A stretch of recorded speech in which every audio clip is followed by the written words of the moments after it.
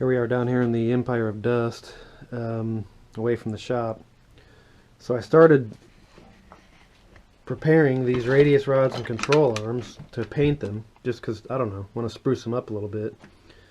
And halfway through sanding this down, I remembered that I have an electrolysis tank actually set up right now. So let's do that. I'm just going to do this half at a time. Should be pretty convenient. So this is, I don't know, 5-gallon bucket, obviously. That might be 4 gallons of water. And you got to put a couple tablespoons of washing soda in there. Mix it all up. And then you hook up a battery charger to it. You got to have a sacrificial anode, which I'm using 2 crappy old lawnmower blades that are junk, as far as I'm concerned. And then you put the positive lead from your battery charger on the thing that doesn't matter. And then the negative on the thing that you want to take rust and or paint off of.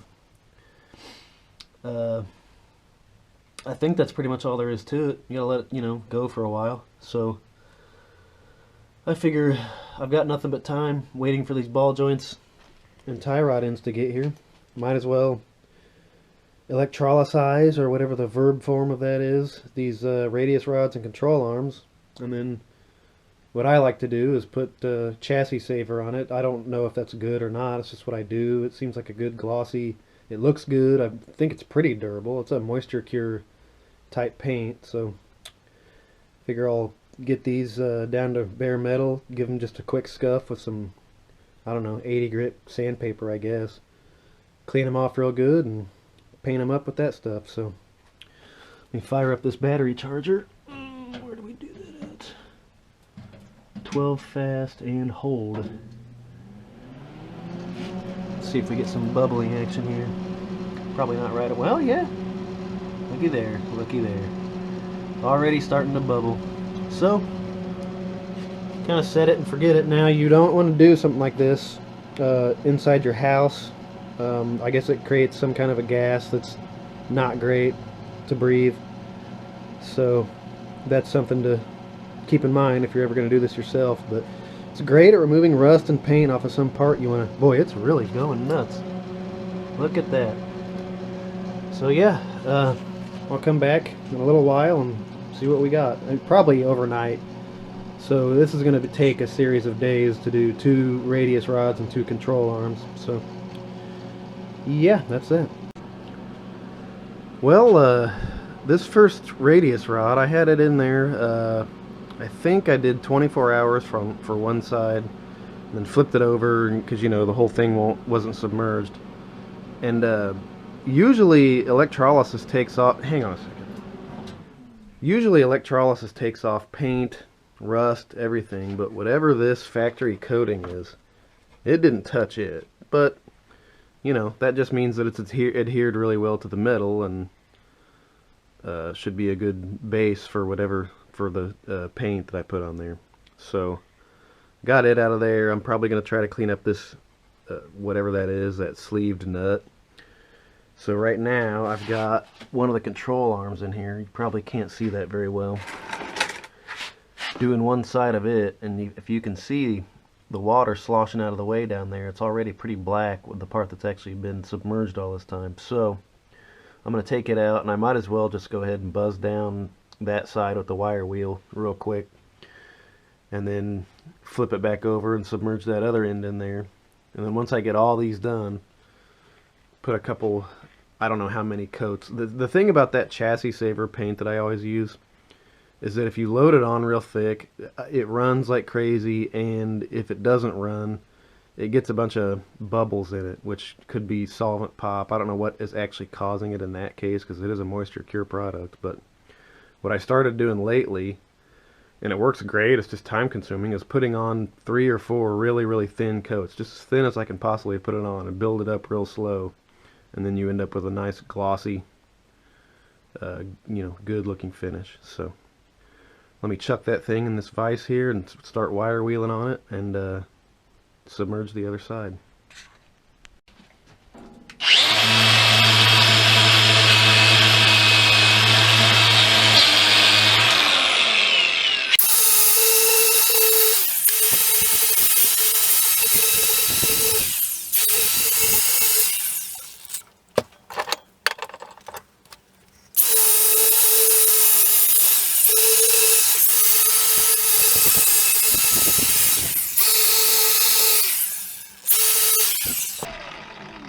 something like that.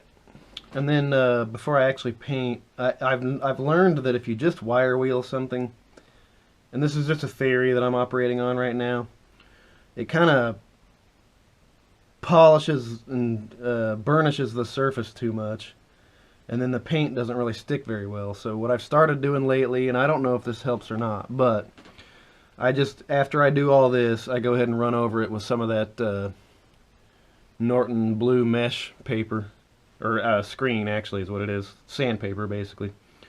So that puts a bunch of scratches in it and gives that paint something to bite into. So we'll see how that works long term. I don't know. So yeah, that's pretty much the procedure. I'll go ahead and do all these, get them all electrolyzed, wire wheeled, sanded, and then we'll come back when we're ready to go ahead and start painting. Okay, both radius rods, both control arms have gone through the electrolysis bath, got all the rust off of them, and I went ahead and breezed over them with some 80 grit sandpaper and a scuff pad just to give the paint something to kind of bite into there. And coat this stuff with chassis saver paint and do 2-3 thin coats, and these things will be ready for installation. So let's get to it.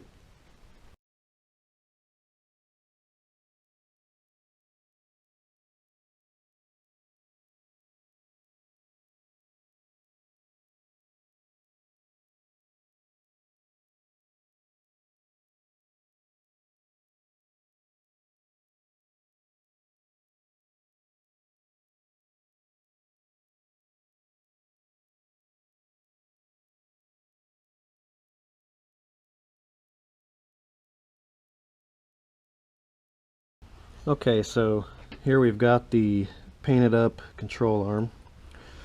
New ball joints came in, and then I've upped my press game a little bit. I bought some of these pipe fittings from McMaster Carr, and this one fits really nicely there, and it slides over the boot pretty well. So I did have to grind a little bit off of that edge so that it would fit better with that. So now when you put that on there, you can see that it's more centered with it. So I guess we're going to put this here, get that ready, and then I've got this 36mm axle socket which seems to fit perfectly with the outside edge of this ball joint, so I guess I'll try that. That looks pretty good, I guess. You know what? I should probably center these things so that if that thing's too long, it'll go through there instead of just pressing right against that, I don't know, whatever those things are.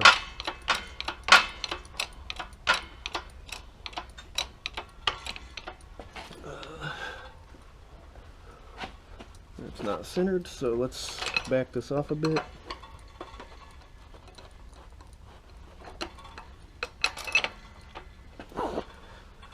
That's not enough. Okay. Let's get that nice and centered with that. The socket's staying nicely centered on the ball joint, so that's good. Alright, I think that looks decent enough. Let me check it. Seems like it's going in at an angle. That's not right. Let's back it off a little bit and... oh, okay. This post or whatever it is isn't really pressing evenly on that part, so let's see what this does for us.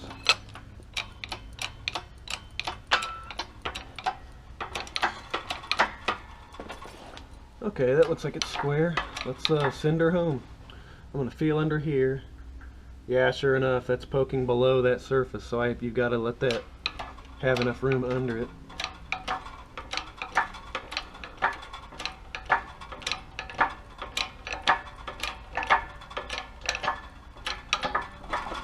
And that's fully seated.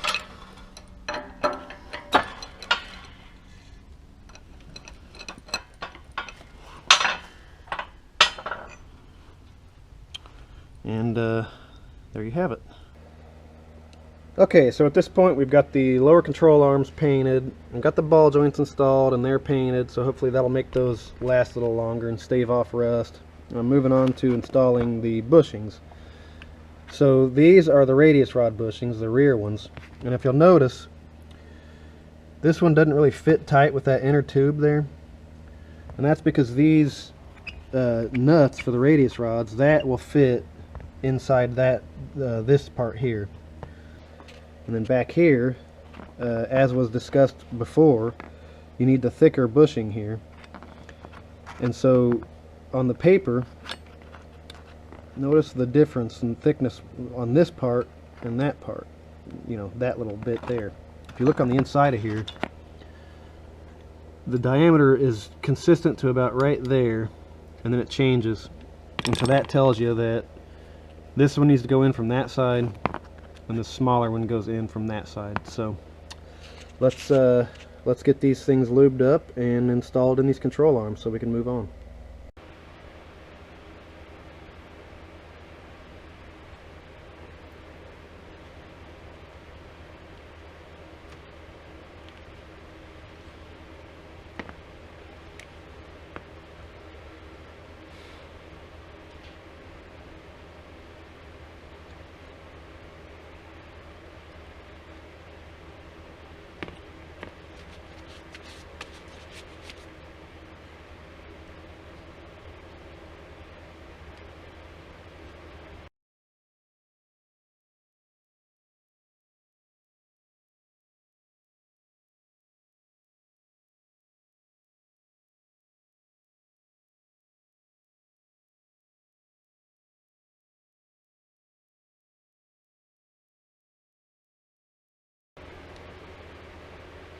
It'll be like this, so front of car, thicker bushing at the back.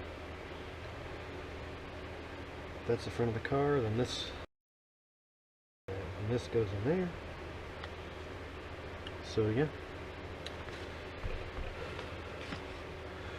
that's pretty much that.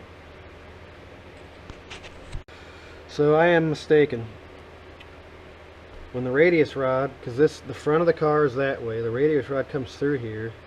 This nut is going to be on this side, so these rear radius rod bushings, the bigger one needs to go in front and the smaller one needs to go in the back.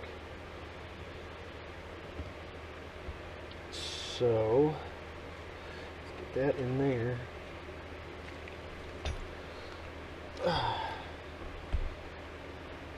This in there, and now the radius rod will come through that way, and then this nut will fit in like that. So